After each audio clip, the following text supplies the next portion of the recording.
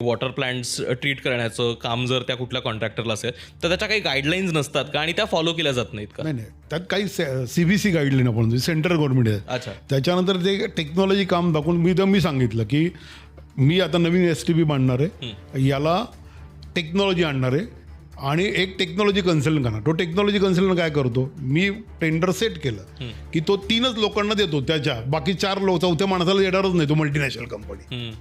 मग हे यातला एक माणूस टेंडर घेतो आणि ते टेंडर मॅनेज होतं ना. म्हणजे इंडियामध्ये मॅनेजमेंट म्हणजे काय, जुगाड. हा देश जुगाडवर चाललाय.